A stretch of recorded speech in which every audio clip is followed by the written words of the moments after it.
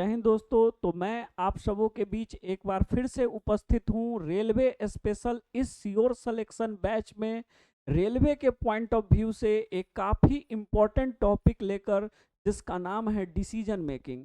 यहाँ से रेलवे के सारे एग्जाम में, चाहे वो ग्रुप डी हो, एनटीपीसी हो, एलपी हो, सारे एग्जाम में क्वेश्चन पूछे जाते हैं और काफ़ी ही इजी सा टॉपिक है। क्वेश्चन इसका काफ़ी बड़ा, काफ़ी लेंदी होता है, लेकिन यकीन मानिए बच्चे को इसका टेक्निक समझ में आ गया, वो सवाल कितना भी लेंदी हो 15 सेकंड 20 सेकंड में उसको उड़ा कर ले। तो आज हम लोग इसी टॉपिक को देखने वाले हैं, इसका सारा कॉन्सेप्ट क्लियर करने वाले हैं और बहुत सारा इस पे क्वेश्चन प्रैक्टिस करने वाले हैं जो रेलवे के एग्जाम में विगत कुछ वर्षों में पूछा गया है। तो आइए हम लोग स्टार्ट करते हैं आज का टॉपिक, डिसीजन मेकिंग, को डाटा बेस्ड नाम से भी जाना जाता है। आखिर इस चैप्टर में क्वेश्चन का नेचर क्या होता है? तो इस चैप्टर में ना आपको कुछ क्वेश्चन दिए, डाटा प्रोवाइड कराए जाते हैं। आपको इस क्वेश्चन में भाई कुछ डाटा प्रोवाइड कराए जाते हैं और उस डाटा के बेसिस पे आपको डिसीजन लेना। जैसे आप रेलवे का फॉर्म अप्लाई कर, तो रेलवे का फॉर्म फिलअप करने के पहले रेलवे एक गाइडलाइंस देता है, मतलब एक डाटा प्रोवाइड करता है। या कोई भी एग्जाम का आप फॉर्म फिलअप करते, तो फॉर्म फिलअप करने से पहले आपको कुछ डाटा दिया जाता है, कुछ गाइडलाइंस दिया जाता है और उस गाइडलाइंस के बेसिस पे जो बच्चा उस गाइडलाइंस को, जो बच्चा उस गाइडलाइंस में खड़ा उतरता है, वो बच्चा उस फॉर्म को फिलअप करता है। जैसे अगर कोई फॉर्म आया तो उसका गाइडलाइन क्या होना है भाई, बच्चे को, है ना। जैसे हम एनटीपीसी की बात करें, तो एनटीपीसी का फॉर्म आएगा तो गाइडलाइन क्या होगा? तो एक गाइडलाइन होगा, बच्चा ग्रेजुएट होना चाहिए, यस और नो, है ना। दूसरा, है ना, तो इसी तरह से जैसे यहाँ पे गाइडलाइन है कि एनटीपीसी का फॉर्म फिलअप करने के लिए बच्चे को ग्रेजुएट होना चाहिए। दूसरा है बच्चे का एज जो है, बच्चे का एज जो है वो, है ना, सपोज हम मान लिए बोल दिया 21 से 36 के बीच होना चाहिए, यानी 21 साल से बड़ा होना चाहिए और 36 या उससे छोटा होना चाहिए। ये दूसरा गाइडलाइंस है, ठीक है, समझ रहे हो। चलो अभी दो ही गाइडलाइन पे बात कर। तो सपोज रेलवे का फॉर्म फिलअप करने के लिए ना ये दो गाइडलाइन दिया। अब आप पे इसमें हम क्वेश्चन पूछ दें, है ना, कि पहला पहला क्वेश्चन पूछ दें कि राम राम नाम का एक बंदा है, एक बच्चा है,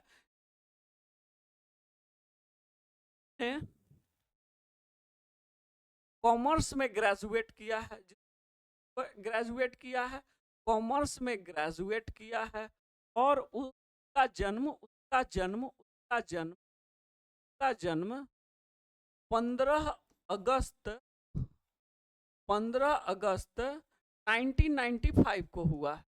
तो आपको ये बताना है कि राम ये वाला फॉर्म भर पाएगा कि नहीं भर पाएगा, यस और, ठीक ना। मान लीजिए यही गाइडलाइन है, आप फॉर्म भरने के पहले इस गाइडलाइन को चेक करते हैं। अगर उस गाइडलाइन के कंडीशन को आप फुलफिल करते हैं तभी तो आप फॉर्म अप्लाई करते हैं। तो आप इसको गाइडलाइन न मानो, मान लो कि यही दो डाटा दिया है ना, यही दो डाटा दिया है। अब उस डाटा के बेसिस पे आपको बताना है, सपोज आप ही राम हो, तो आपको बताना है कि क्या आप फॉर्म भर पाएंगे कि नहीं। तो भाई फॉर्म भरने के लिए दो कंडीशन है, राम फर्स्ट कंडीशन को फुलफिल कर रहा है कि नहीं। बोलेंगे हाँ सर, राम पहले कंडीशन को तो फुलफिल कर रहा है। क्या राम सेकंड कंडीशन को फुलफिल कर रहा है? बोलेंगे सर अगर वो 1995 में जन्म लिया तो अभी 2025 में वो कितने साल का होगा? तो 25 साल उधर और 5 साल इधर, 30 ईयर के आसपास का होगा और उसका एज होना चाहिए 21-36 के बीच। तो इसको भी फुलफिल कर रहा है, तो हम बोलेंगे हाँ वो एनटीपीसी का फॉर्म फिलअप कर पाएगा। बस इसी टाइप के कुछ क्वेश्चन होते हैं, कुछ गाइडलाइंस दिए होते हैं और उस गाइडलाइंस के बेसिस पे आपको ये डिसाइड करना होता है कि फॉर्म भर पाएगा कि नहीं, मैनेजर बन पाएगा कि नहीं, है ना। समझ रहे हैं, जिस टाइप का डाटा है ना, जैसे किसी कंपनी में मैनेजर बनने के लिए कुछ डाटा दिया जाए, कुछ गाइडलाइन दिया जाए, है ना, कि उसका इंटरव्यू में इतना नंबर आना चाहिए, ठीक है, रिटन एग्जाम में इतना मार्क्स आना चाहिए, वो ग्रेजुएट होना चाहिए, उसको 2 ईयर का एक्सपीरियंस होना चाहिए। मान लीजिए 4 कंडीशन दिया। अगर आपको इस कंपनी में मैनेजर का पोस्ट प्राप्त करना है तो 4 कंडीशन दिया। पहला, आप ग्रेजुएट होने चाहिए। सेकंड, आपको जो उस कंपनी का रिटन एग्जाम है उसमें 70% मार्क्स आना चाहिए, उसके इंटरव्यू में 50% मार्क्स आना चाहिए, और आपको 1 ईयर का किसी अदर कंपनी का एक्सपीरियंस होना चाहिए, किसी भी पोस्ट, है ना, मैनेजर से नीचे किसी भी पोस्ट। अब क्वेश्चन पूछेगा, भाई ये रोहन है जो इस वर्ष जन्म लिया, इसने ग्रेजुएट सब्जेक्ट से किया है, तो रिटन एग्जाम में इतना परसेंट मार्क्स आया है, इंटरव्यू में इतना परसेंट मार्क्स आया है, बता दो इसका सिलेक्शन। बस इतना सा तो काम है भाई, है ना। आप बोलेंगे सर इतनी बड़ी बात है, हम चुटकी बजा के सॉल्व कर लेंगे। बिल्कुल सही बात है, इसको तो आप चुटकी बजा के सॉल्व कर ही लीजिए। इसी का नाम है डाटा बेस्ड डिसीजन मेकिंग। अच्छा एक बात बताओ, आप लोग फॉर्म फिलअप करते हो तो आप ऐसे नहीं देखते हो भाई, ऐसे नहीं देखते हो क्या, ये डाटा दे दिया, ठीक है ना, ये कंडीशन दे दिया, डाटा दे दिया, मतलब 2 कंडीशन दे दी। आपको पता है ना कि आप जब फॉर्म फिलअप करते हैं तो कुछ सब कंडीशन भी रहता है, जैसे किसी किसी को आरक्षण है, तो जिसको रिजर्वेशन है उसको एज में मिल गया, है ना, तो ये क्या कहलाएगा कि ये जो ये जो मिल रहा है, एज रिलैक्सेशन मिल रहा है, क्या ये सारे कैंडिडेट के लिए है? बोलेंगे नहीं सर, सारे कैंडिडेट के लिए बोल चुका है। तो बंदा SC ST है, जो SC ST कम्युनिटी से बिलोंग करता है, तो एज में 4 ईयर का छूट दिया। तो क्या ये सारे बच्चों के लिए है कि सिर्फ SC ST के लिए? तो बोलेंगे सिर्फ SC ST के। तो हम इसको क्या बोलते हैं, सब कंडीशन, है ना। कभी कभी कंडीशन के साथ साथ सब कंडीशन भी देगा, है ना, जो सारे बच्चों के लिए होगा, ठीक है। तो आइए आप समझ गए हैं कि होने क्या वाला है। पहला क्वेश्चन, ठीक है, देखिए पहला क्वेश्चन आपका है, ठीक है, निधि से रिलेटेड, एक कहाँ का है, तो ये जो ग्रुप डी 2018 में पूछा था, 2018 में क्या बोल रहा है, निधि ने यहां से क्वेश्चन शुरू हो रहा है, निधि ने ABC विश्वविद्यालय में जी स्नातकोत्तर का मतलब क्या हुआ, पी डिग्री प्राप्त की है ना। वह मैनेजमेंट स्ट्रीम में अपना कैरियर रखना चाहती, ठीक है, वो पीजी की है और वो चाहती है कि मैनेजमेंट स्ट्रीम में अपना कैरियर बना, ठीक है। अब अगर उसको मैनेजमेंट स्ट्रीम में कैरियर बनाना है तो उसमें उसको क्या करना पड़ेगा, प्रवेश लेना पड़ेगा, है ना, एडमिशन लेना पड़ेगा। तो मैनेजमेंट एडमिशन के लिए कुछ कंडीशन है, वो कंडीशन क्या क्या है वो नीचे दिया गया है। पहला कंडीशन दिया गया है 2016 तक उसका एज कितना होना चाहिए, 24 ईयर, ठीक है। वो स्नातकोत्तर में यानी पीजी में कितना परसेंट मार्क्स लाई हो, 55%। तो पहला कंडीशन कि उसका एज 24 वर्ष का हो, 2016 तक वो 55% मार्क्स लाई हो। अच्छा, वो जिस कॉलेज में भी एडमिशन लेना चाहती है वो कॉलेज एक रिटन एग्जाम लेगा, और उस कॉलेज के रिटन एग्जाम में कितना परसेंट मार्क्स आना चाहिए, 7%, ठीक है, 60%।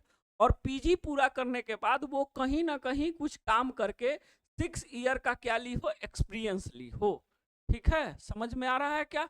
तो ये 4 क्या दे रखा है बाबू, कंडीशन दे रखा है। ये 4 क्या दे रखा है बाबू, कंडीशन दे रखा है।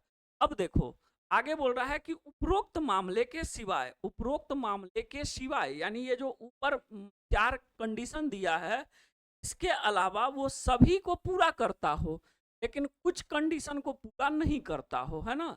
मान लीजिए वो इन को पूरा किया लेकिन एक नंबर को पूरा नहीं किया, ठीक ना। तो अगर वो सारे कंडीशन को पूरा कर रही है लेकिन कुछ एक कंडीशन को पूरा नहीं कर पा रही है, तो उसके लिए सब कंडीशन दिया गया है।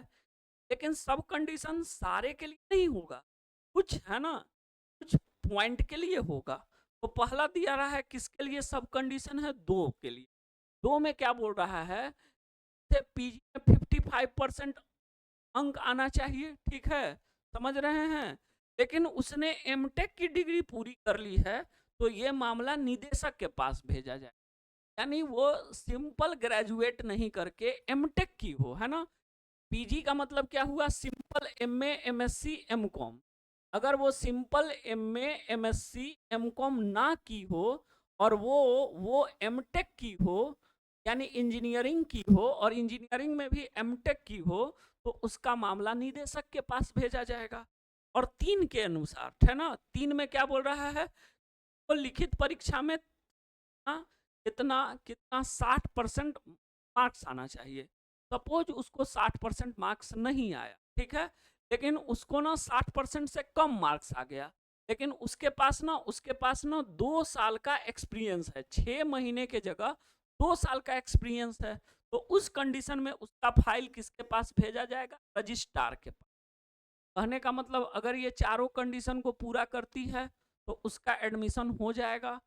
अगर 2 नंबर है, ठीक है, यानी पीजी ना करके वो एमटेक की है, तो उसका फाइल निदेशक के पास भेजा जाएगा।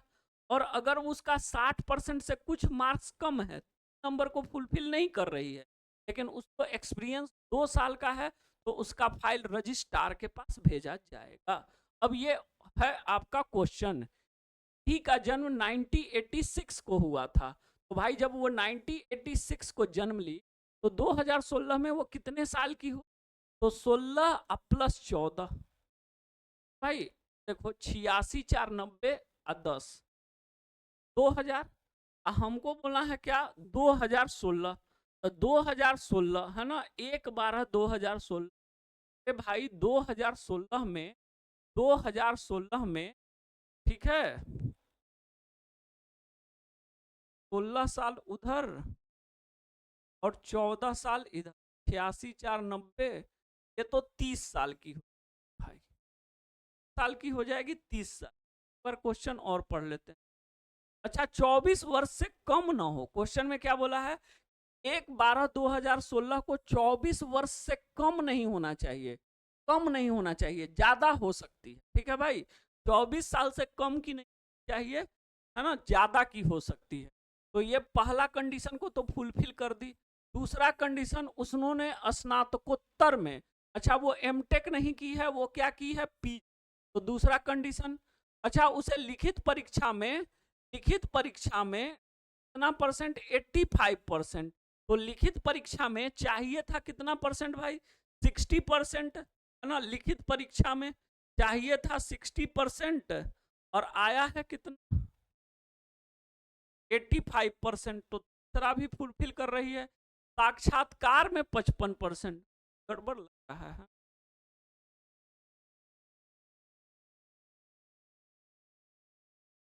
ठीक है, साक्षात्कार के बारे में तो यहाँ चर्चा ही नहीं, साक्षात्कार के बारे में चर्चा ही नहीं, है ना। यहाँ साक्षात्कार के बारे में तो चर्चा ही नहीं भाई, ठीक है। तो पिछले 1 साल से, है ना, तो आंसर क्या हो जाएगा इसका? ए हो जाएगा, क्यों? क्वेश्चन में साक्षात्कार का चर्चा है नहीं, और वो सारे कंडीशन को पूरा करती है। 6 महीना का एक्सपीरियंस होना चाहिए, साल भर का एक्सपीरियंस भी है, तो हम बोलेंगे अभ्यर्थी का चयन हो जाएगा ना, क्योंकि सारे कंडीशन को क्या कर रही है? फुलफिल कर रही है। आइए दूसरा क्वेश्चन, ठीक है, बोलता है एक कॉलेज में उन छात्रों को प्रवेश दिया जाता है जो निम्नलिखित मापदंडों को संतुष्ट करते हैं। एक कॉलेज में ही स्टूडेंट का सिलेक्शन होगा जो इन सारे कंडीशन को पूरा करते हैं। तो पहला कंडीशन क्या है? फिजिक्स में 85, मैथ में 90 और केमिस्ट्री में 80% अंक प्राप्त किए। फिजिक्स में कितना? 85, केमिस्ट्री में कितना? 80 और मैथ में कितना? 90, है ना, ठीक है।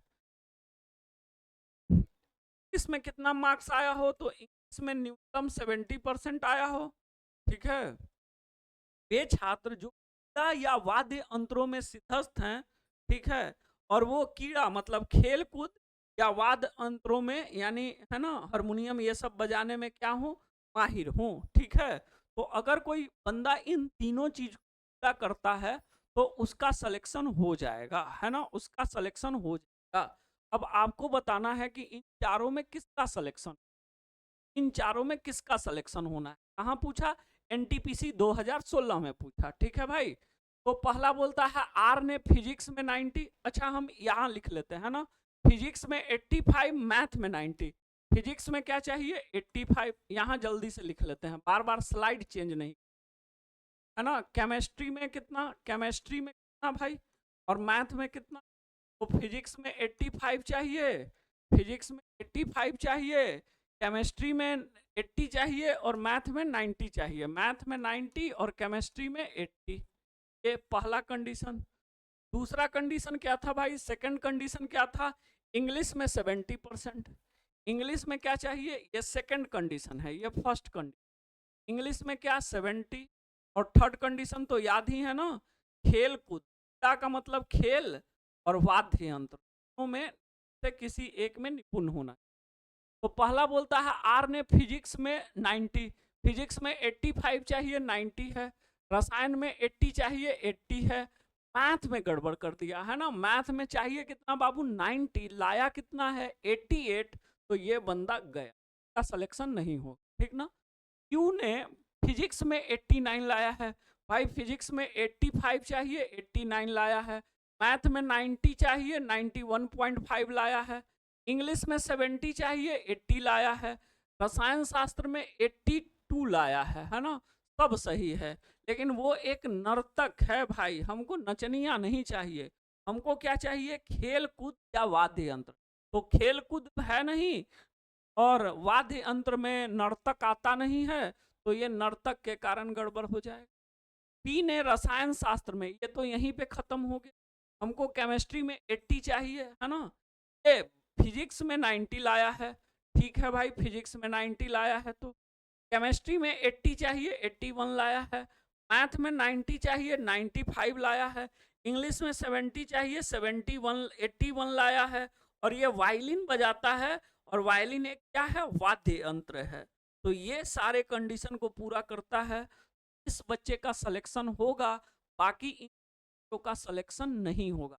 तब आपको समझ में आ रहा होगा कि सर ये डिसीजन मेकिंग ये बच्चों का खेल है, ठीक है, इसको तो हंसते गाते कर लेंगे, है ना, हंसते गाते कर, ठीक है। देखो एक बार फिर आया कि एक कंपनी उन उम्मीदवारों को नियुक्त करती है, ये भी एनटीपीसी 2016 का क्वेश्चन, ये भी एनटीपीसी 2016 का क्वेश्चन, ठीक है।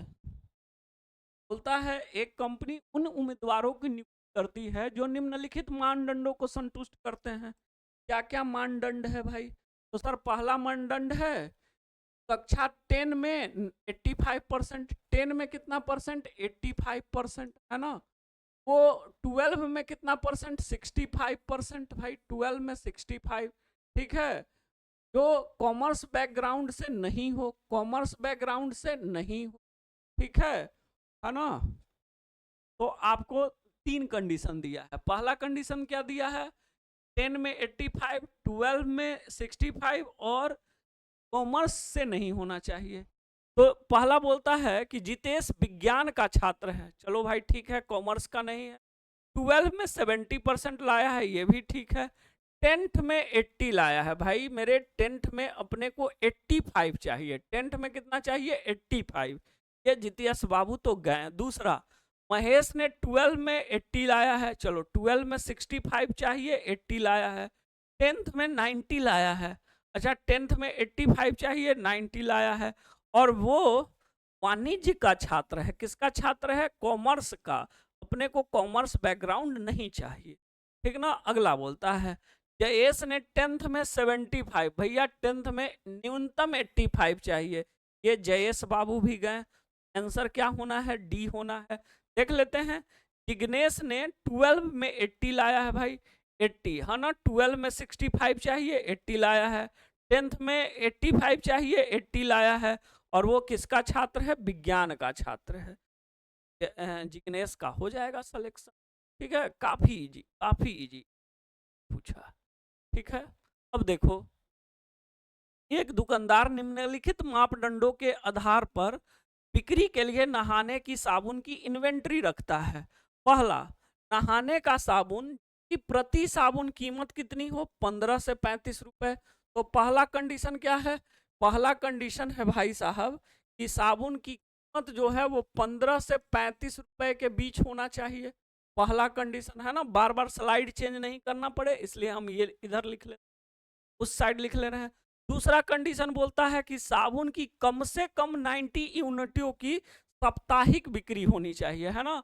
दूसरा कंडीशन कितना यूनिट, 90 यूनिट, कितना 90 यूनिट, कैसे, तो वीकली बिकना चाहिए, है ना, वीकली, साप्ताहिक।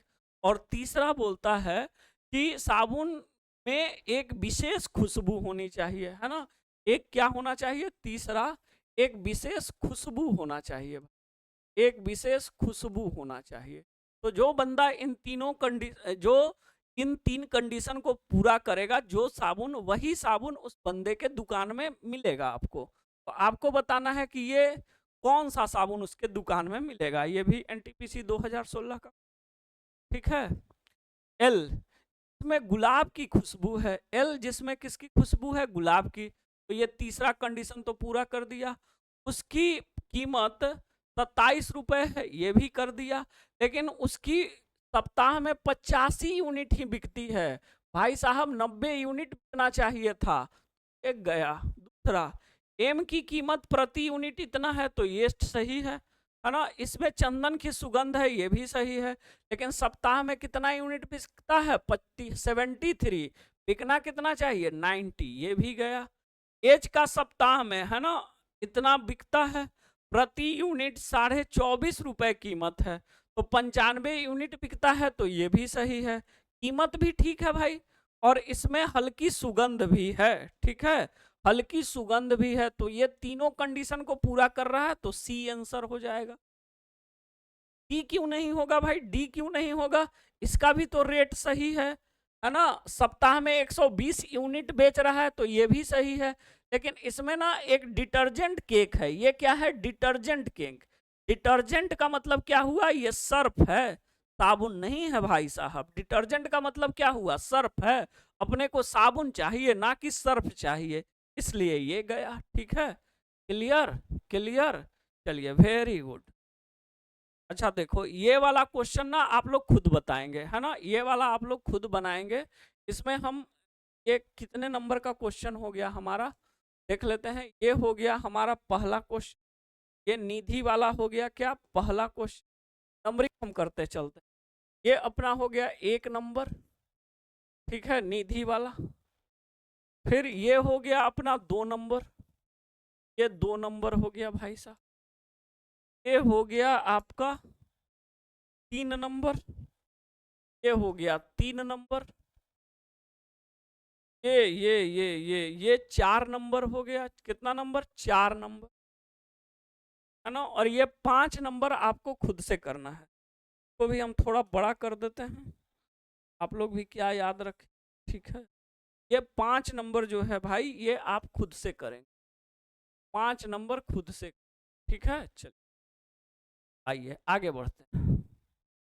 6 नंबर, ये बोल रहा है कि एक आईटी फर्म, ये है अपना 6 नंबर, एक आईटी फर्म निम्नलिखित मानदंडों को पूरा करने वालों का चयन कर, ठीक है। पहला बोलता है जिन्होंने 10th में कम से कम 10% अर्जित किया, है ना।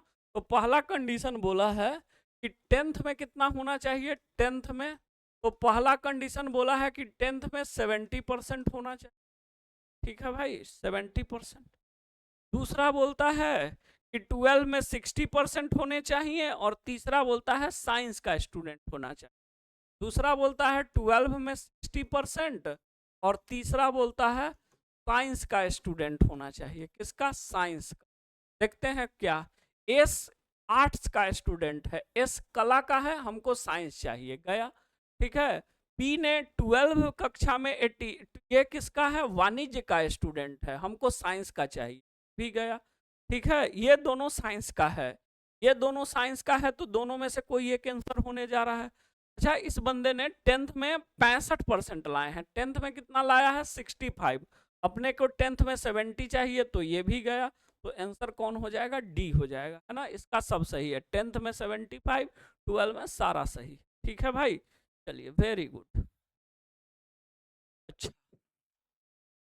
ये आरपीएफ कांस्टेबल 2019 है ना, हमने बोला ना कि सारे एग्जाम में आपने ग्रुप डी में भी देख लिया, एनटीपीसी में भी देख लिया, अब ये देखो कांस्टेबल में आ गया है ना। तो ये कांस्टेबल वाला जो 7 नंबर है इसका भी आंसर आप लोग खुद से करेंगे। कितना नंबर का? 7 नंबर का आंसर आप लोग खुद से करेंगे भाई, 7 ही था ना भाई, हाँ 7 नंबर का आंसर खुद से।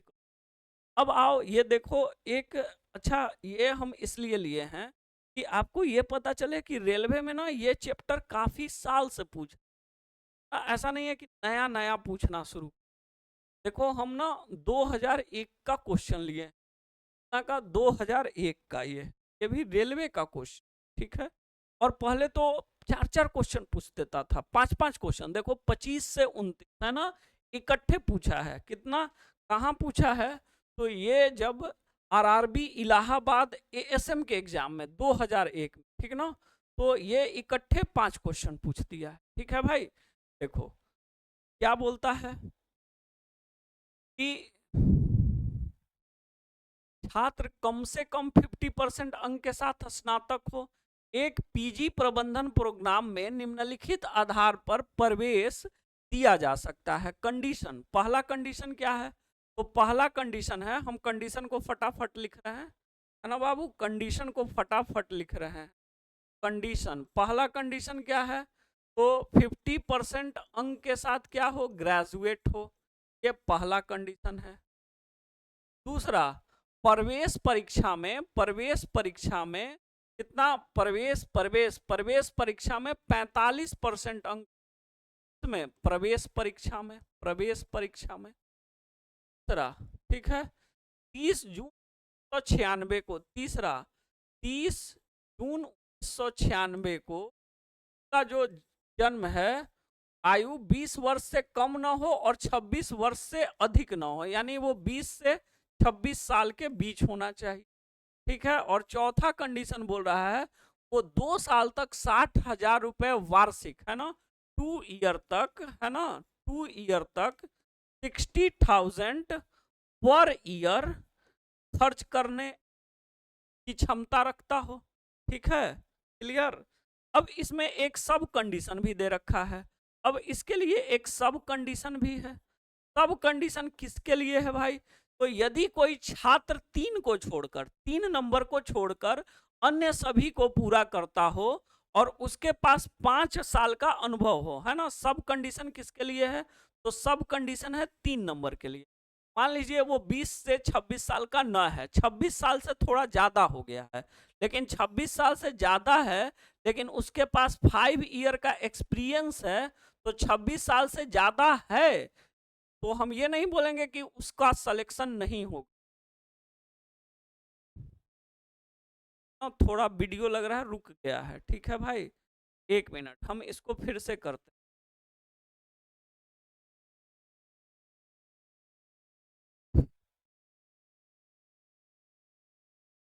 1 मिनट।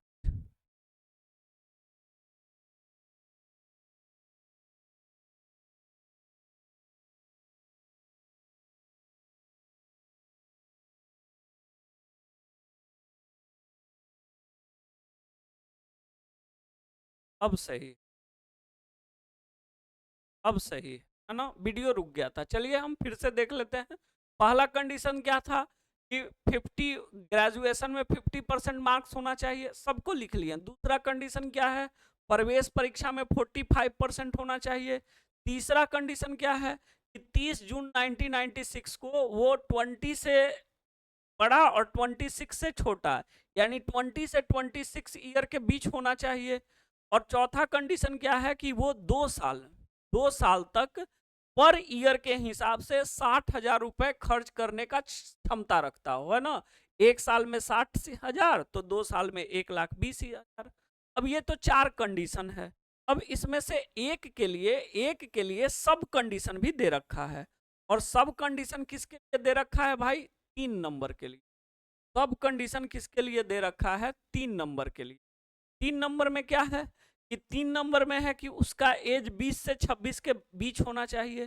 सपोज वो 20 से 26 के बीच नहीं है, थोड़ा सा ज्यादा हो गया, तो उसका सिलेक्शन तो नहीं होगा, है ना। उसका सिलेक्शन तो नहीं हो, ठीक है।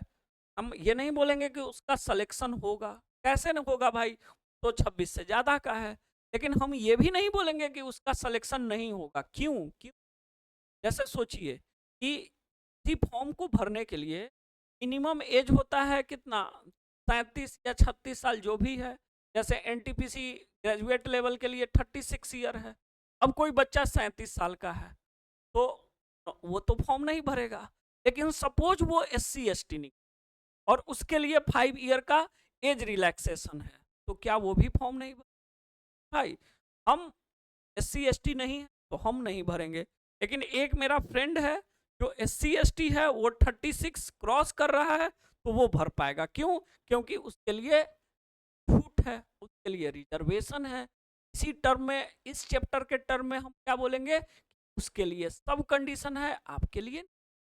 तो अगर कोई बच्चा है ना सारे कंडीशन को पूरा कर रहा है लेकिन 3 नंबर को पूरा नहीं कर रहा है, तो 3 नंबर के लिए सब कंडीशन दे रखा है कि अगर उसके पास एज थोड़ा सा आगे पीछे है लेकिन अगर उसको 5 ईयर का एक्सपीरियंस है तो हम ये नहीं बोलेंगे कि उसका सिलेक्शन होगा, लेकिन ये भी नहीं बोलेंगे कि नहीं होगा। उसका फाइल हम किसको भेज देंगे? निदेशक को भेज देंगे, ठीक है। अब आपको आंसर चिन्हित करना है। आंसर ए कब करेंगे? जब उसको प्रवेश मिलेगा।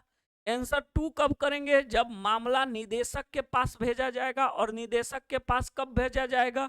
जब 3 नंबर को फुलफिल ना करे लेकिन उसके सब कंडीशन को फुलफिल कर दे, है ना। सी, आंकड़ा निर्णय लेने के लिए पर्याप्त नहीं।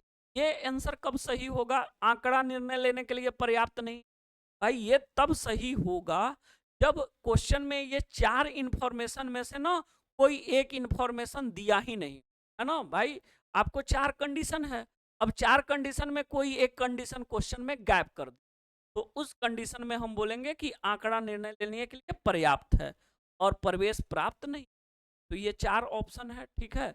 आते हैं पहला क्वेश्चन पे। देखिए पहला क्वेश्चन, राजीव मल्होत्रा 65% अंकों के साथ परा स्नातक है, ठीक है, क्लियर।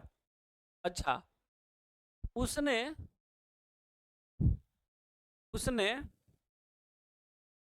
उसने स्नातक की परीक्षा 62% अंक प्राप्त किए हैं, वह निर्दिष्ट व्यय वहन कर सकता है और उसका जन्म 1 जुलाई 1975 को।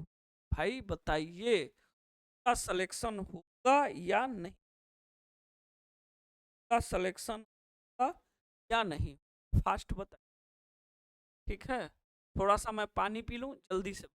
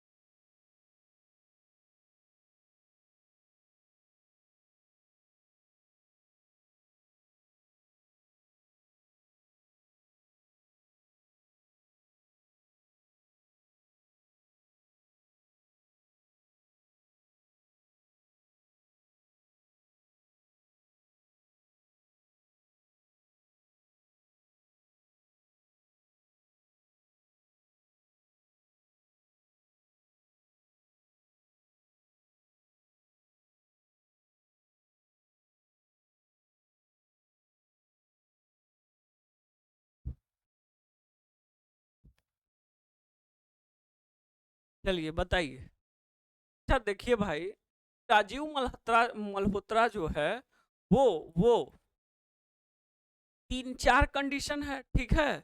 पहला कंडीशन है कि ग्रेजुएशन में 60% अंक होना चाहिए, तो ग्रेजुएशन में तो वो 62% अंक लाया है, तो पहला कंडीशन को तो पूरा कर दिया। दूसरा कंडीशन है कि भाई वो जो है प्रवेश परीक्षा में 45% अंक लाना चाहिए, तो यहाँ तो क्वेश्चन में प्रवेश परीक्षा का चर्चा ही नहीं है। तीसरा है वह निर्दिष्ट व्यय, यानी जो भी खर्चा है वो वहन करने में सक्षम है, तो 4 को पूरा कर रहा है, 3 को भी पूरा कर रहा है, लेकिन 2 के बारे में तो चर्चा ही नहीं है, है ना, प्रवेश परीक्षा में उसे कितना अंक है के बारे में तो चर्चा ही नहीं है। और जब कोई चर्चा नहीं है किसी कंडीशन के बारे में, तो अभी क्या समझाए हैं कि जब कोई चर्चा नहीं हो किसी कंडीशन के बारे में, तो वहां का आंसर जाता है डाटा अपर्याप्त है। ठीक है, डाटा अपर्याप्त है, जो किस ऑप्शन में है, सी नंबर में, है ना, सी नंबर में। आंकड़े प्रश्न का उत्तर लेने के लिए पर्याप्त नहीं है, आंकड़े प्रश्न का उत्तर देने के लिए पर्याप्त नहीं, है ना। तो इस सवाल का उत्तर क्या हो जाएगा, आंकड़े प्रश्न का उत्तर देने के लिए पर्याप्त नहीं है। कि आपको समझ में आ गया हो, है ना, पर्याप्त नहीं है भाई, पर्याप्त नहीं। नेक्स्ट क्वेश्चन, ठीक है, अगला क्वेश्चन आइए। उषा गुप्ता ने स्नातक एवं प्रवेश परीक्षा में 65 एवं 55 क्रमशः क्रमशः, यानी स्नातक में 65 और प्रवेश परीक्षा में 55, है ना। स्नातक में चाहिए कितना, स्नातक में चाहिए 50, प्रवेश में 45। तो पहला दूसरा दोनों कंडीशन को पूरा कर दी, है ना, फर्स्ट और सेकंड दोनों कंडीशन को पूरा कर दी। थर्ड कंडीशन क्या है, जन्म 1972 में हुआ था, इसका जन्म 1972 में हुआ था, और हमको देखना है 96 में, तो 72 से 82, 82 से 92, है ना, सॉरी 75 में हुआ था, सॉरी वाला ना, 72 से 82 10 साल, 82 से 92 20 साल, और फिर 92 से 96 24 साल। तो एज भी इसका क्या है, सही है। और ये जो खर्च है वो भी वहन कर सकती है, तो इसका तो भाई चारों कंडीशन सही है, इसका तो चारों कंडीशन सही है। और जब चारों कंडीशन सही है तो इसका सिलेक्शन होगा कि नहीं, होगा। और सिलेक्शन होगा तो ये किस ऑप्शन में है, सिलेक्शन होगा, तो सिलेक्शन होगा, है ना, ये ऑप्शन ए में है। तो इस सवाल का आंसर क्या हो जाएगा भाई, ऑप्शन ए हो जाएगा, ऑप्शन ए हो जाएगा। ठीक है, इसका आंसर क्या हो जाएगा, ए आंसर। नेक्स्ट क्वेश्चन आइए। भार्गव ने स्नातक में, अच्छा अच्छा, ये देखो 50,000 रुपए प्रति वर्ष खर्च कर सकते, इसका चयन होगा क्या, इसका चयन नहीं होगा, चयन नहीं होगा, है ना। क्यों, क्योंकि खर्चा के लिए, एज के लिए सब कंडीशन है, इसका एज कम है उसको 5 साल का छूट दिया जा रहा है। अब ये नहीं कि जो फॉर्म भरने का जिसके पास पैसा नहीं है उसको भी सरकार पैसा दे रही, बात समझ रहे हैं क्या।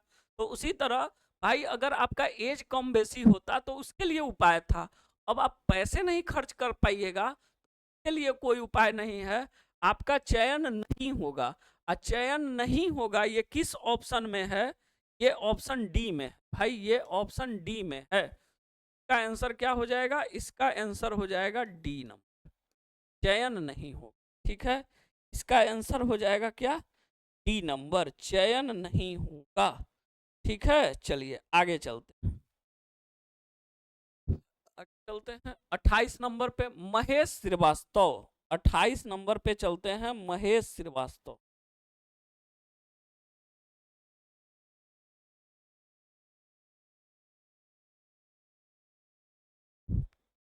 ठीक है, का चयन नहीं होगा, है ना। भार्गव ने 70%।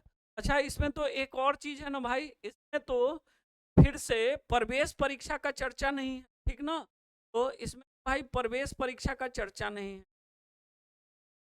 ठीक है, तो भाई प्रवेश परीक्षा का चर्चा भी नहीं है, प्रवेश परीक्षा का भी चर्चा नहीं है, पैसा भी कम देगा और प्रवेश परीक्षा का चर्चा भी नहीं है, प्रवेश परीक्षा का भी चर्चा नहीं है। तो एक तो ये पैसा भी कम दे रहा है ना, पैसा वाला मामला भी इसका गड़बड़ है, पैसा वाला मामला भी गड़बड़ है, और प्रवेश परीक्षा में कितना मार्क्स आया है इसका भी चर्चा नहीं है, मार्क्स का चर्चा नहीं।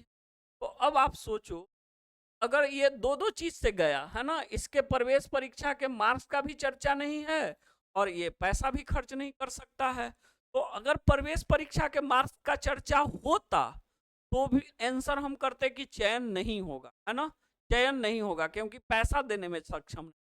लेकिन अगर अगर पैसा देने में सक्षम नहीं है तो उस अनुसार इसका आंसर होना चाहिए डी।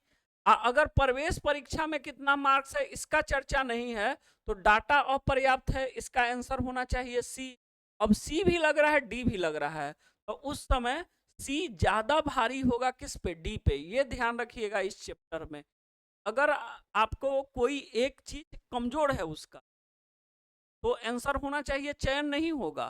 लेकिन अगर उसी सवाल में ये भी दे दे कि कोई एक डाटा गायब कर दे, कोई एक डाटा गायब कर दे, तो डाटा गायब वाला ज्यादा प्रायोरिटी देते हैं हम, जो कंडीशन पूरा नहीं कर रहा है उस, यानी उस केस में हम ये नहीं बोलेंगे कि चयन नहीं होगा, हम बोलेंगे डाटा अपर्याप्त।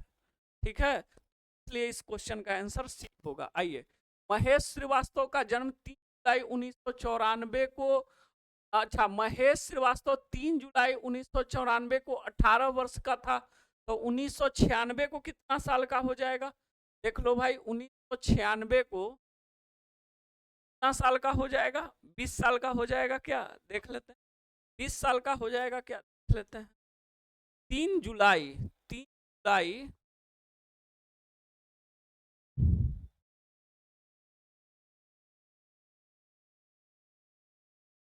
1994 को, 4 जुलाई 1995 को 19 साल का, और 5 जुलाई 1996 को 20 साल का, है ना? तो ये तो 5 जुलाई 1996 को 20 साल का होगा, तो इसका तो एज कम है, एज कम है ना? इसका एज कम है, ठीक है, एज कम है, ठीक है भाई। अच्छा, स्नातक परीक्षा में 75 और प्रवेश परीक्षा में 55, ये ठीक है, और वह निर्दिष्ट व्यय वहन कर सकता है ना? स्नातक में 75 पहला कंडीशन को फुलफिल कर रहा है, दूसरा कंडीशन को फुलफिल कर रहा है ना? तीसरा कंडीशन को फुलफिल नहीं कर पा रहा है, लेकिन इसके सब कंडीशन को भी फुलफिल नहीं कर रहा है। अगर तीसरा कंडीशन को फुलफिल नहीं कर रहा है तो इसके लिए एक सब कंडीशन था, एज अगर थोड़ा सा से कम बेसी हो गया तो अगर उसको 5 साल का एक्सपीरियंस है तो उसका फाइल निदेशक के पास भेजा जाएगा। लेकिन इसके इसके इसके सब कंडीशन के बारे में तो चर्चा नहीं है, तो आप क्या बोलिएगा? डाटा अपर्याप्त है ना भाई? डाटा अपर्याप्त है सिर्फ कंडीशन के लिए होता है बाबू, सब कंडीशन के लिए डाटा अपर्याप्त है नहीं होता है। सब कंडीशन तो भाई ये है ना, है ना भाई? अब सब कंडीशन तो सबके लिए है ही नहीं, समझ रहे हैं ना? सब कंडीशन के लिए डाटा अपर्याप्त नहीं होता। अगर इसका कंडीशन 3 पूरा नहीं हो रहा है और ये सब कंडीशन को भी पूरा नहीं कर रहा है क्योंकि चर्चा नहीं है, तो हम सब कंडीशन के बारे में ये नहीं बोलेंगे कि डाटा अपर्याप्त है। हम बोलेंगे अगर सब कंडीशन का चर्चा नहीं है तो हम बोलेंगे कि ये सब कंडीशन को पूरा नहीं कर रही है, ठीक है? तो इसका चयन होगा कि नहीं होगा? तो भाई ना ये कंडीशन को पूरा कर रही है, ना ये सब कंडीशन को पूरा कर रही है, तो हम बोलेंगे इसका चयन नहीं होगा। और चयन नहीं होगा ये किस ऑप्शन में है? तो प्रवेश नहीं प्रदान करना है, ये ऑप्शन डी में है भाई, डी में, है ना? डी में का आंसर क्या हो जाएगा? डी हो जाएगा, लास्ट लास्ट। ये देखो, ये इलाहाबाद में भी और जम्मू में, जम्मू टीसी में और एएसएम में, दोनों 2001 में। उमेश का जन्म 1962 को हुआ, तो 62 को हुआ तो 96 को ये ज्यादा हो गया, है ना? 96 को ये ज्यादा हो गया भाई, 96 को ये क्या हो गया? ज्यादा हो गया, है ना? ज्यादा, एज ज्यादा हो रहा है इसका, एज ज्यादा।